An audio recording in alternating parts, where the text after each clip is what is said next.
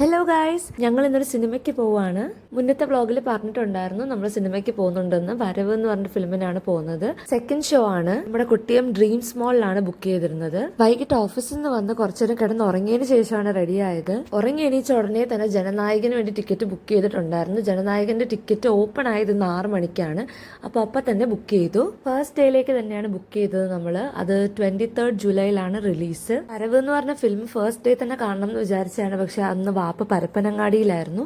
അവിടെ ഒരു കേസ് ഉള്ളതുകൊണ്ട് വാപ്പ അവിടെ സ്റ്റേ ആയിരുന്നു. സ്റ്റേ എന്ന് പറഞ്ഞപ്പോഴേക്ക് നാക്കൊന്ന് ഉളുക്കി. അപ്പൊ അന്നത്തേക്ക് ബുക്ക് ചെയ്യാൻ പറ്റിയില്ല. അങ്ങനെയാണ് ഇന്നത്തേക്ക് ടിക്കറ്റ് എടുത്തത്. 9 മണിക്കാണ് പടം. പക്ഷെ ഞങ്ങൾ ഇറങ്ങിയപ്പോഴേക്കും നല്ല ലേറ്റായി. വാപ്പ ചിന്നക്കടയിലും പോളയത്തോടൊക്കെ ബ്ലോക്കിൽ പെട്ട് നിൽപ്പുണ്ടായിരുന്നു. അപ്പോൾ ഒത്തിരി ടൈം അങ്ങനെ പോയി.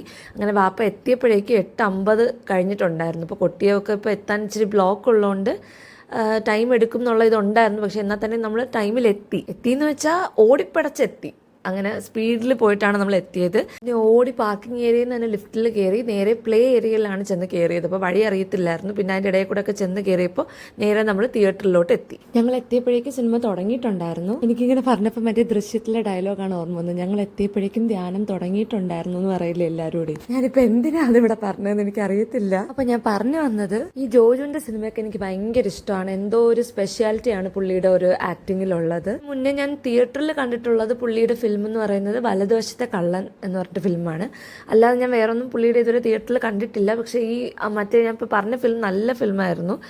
വലതുവശത്തെ കള്ളൻ എന്ന് പറഞ്ഞിട്ടുള്ളത് നല്ലൊരു ത്രില്ലർ മൂവിയാണ്. അപ്പോൾ ഈ വരവ് റിലീസ് ആകുമ്പോൾ തന്നെ ഞാൻ നല്ല എക്സൈറ്റഡ് ആയിരുന്നു. ആ ഒരു എക്സൈറ്റ്മെന്റ് മെയിൻറ്റെയിൻ ചെയ്യുന്ന രീതിയിൽ തന്നെ നല്ലൊരു പടമായിരുന്നു ഇതും. ആ ഫിലിമൊക്കെ നല്ലതായിരുന്നു. ആകെയുള്ളൊരു ഡിസ്റ്റർബൻസ് എന്ന് പറയുന്നത് അവിടെ കുറച്ച് ആളുകൾ നമ്മൾ തിയേറ്ററിലോട്ട് കയറിയപ്പോൾ തന്നെ ഞങ്ങൾ കയറുമ്പോഴേക്കും ഫിലിം തുടങ്ങിയിട്ടുണ്ടായിരുന്നു. അപ്പോൾ ഞങ്ങൾ തിയേറ്ററിലോട്ട് കയറി അകത്ത് വന്ന് ഇരുന്ന് ഒരു കുറച്ചു നേരം കഴിഞ്ഞപ്പോൾ തന്നെ ഈ ഫിലിമിൻ്റെ നമ്മൾ ഈ സ്റ്റാർട്ടിങ്ങിൽ ഒരു ഹീറോ എൻട്രി കാണിച്ച് കുറച്ച് കഴിയുമ്പോഴേക്കും നമുക്ക് ഈ മറ്റേ ടൈറ്റിൽ കാർഡ് കാണിക്കുമല്ലോ.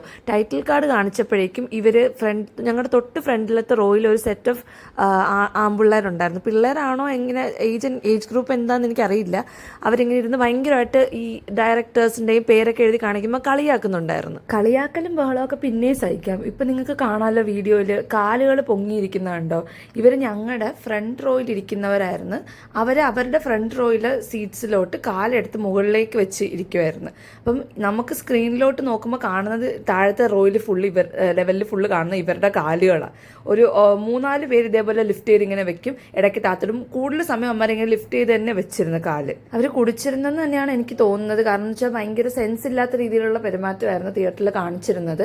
ഒരു പബ്ലിക് പ്ലേസിൽ ബിഹേവ് ചെയ്യുന്ന രീതിയിലായിരുന്നില്ല പെരുമാറ്റം. ബഹളം വെക്കലും കാര്യമൊക്കെ ഫിലിമല്ലേ. അപ്പം നമ്മൾ എല്ലാവരും ഓരോരുത്തർ ഓരോ രീതിയിൽ പെരുമാറും, ഒക്കെ ഫൈനാണ്. പക്ഷെ ഈ കാണിക്കുന്നതെന്നൊക്കെ പറഞ്ഞാൽ നമുക്ക് ഭയങ്കര ഡിസ്റ്റർബൻസ് ആയിരുന്നു. നമ്മൾ പുറകിലിരിക്കുന്നവർക്ക് ഇവരുടെ കാലാണ് കൂടുതലും കണ്ടുകൊണ്ടിരുന്നത്.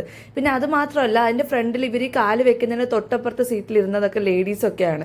അപ്പം ഞാനിങ്ങനെ ആലോചിക്കുന്നത് അവരൊന്നും റിയാക്ട് ചെയ്യുന്നില്ല. മേ ബി പിന്നീട് ഇതൊരു പ്രശ്നമാവുമെന്നോ അല്ലെങ്കിൽ അത് തിയേറ്ററിൽ തന്നെ വലിയൊരു ഇഷ്യൂ ആവുമെന്ന് വിചാരിച്ചിട്ടായിരിക്കണം. അങ്ങനെ ഫിലിമൊക്കെ കഴിഞ്ഞ് നല്ല പടമായിരുന്നു. ഒരു 12:30 ആയെന്ന് തോന്നി ഞങ്ങൾ അവിടെ നിന്ന് ഇറങ്ങിയപ്പോൾ. പിറ്റേന്ന് സൺഡേ ആയിരുന്നു. അതുകൊണ്ട് പിന്നെ വലിയ ഇതില്ല, കാര്യം ഉറക്കം പോവും എന്നുള്ള പ്രശ്നമില്ലായിരുന്നു. പക്ഷെ വാപ്പ രാവിലെ തന്നെ ഓഫീസിൽ പോവും. എന്നാൽ തന്നെയും വലിയ ബുദ്ധിമുട്ടില്ലായിരുന്നു. യൂഷ്വലി വർക്കിംഗ് ഡേയ്സിലൊക്കെ ആകുമ്പോൾ ഭയങ്കര ബുദ്ധിമുട്ടാണ്. എന്നാലും ഞാൻ എല്ലാവരെയും ശല്യം ചെയ്തിട്ടാണെങ്കിലും ഫിലിമിനൊക്കെ പോവും വർക്കിംഗ് ഡേയിലും. അപ്പോൾ ബൈ.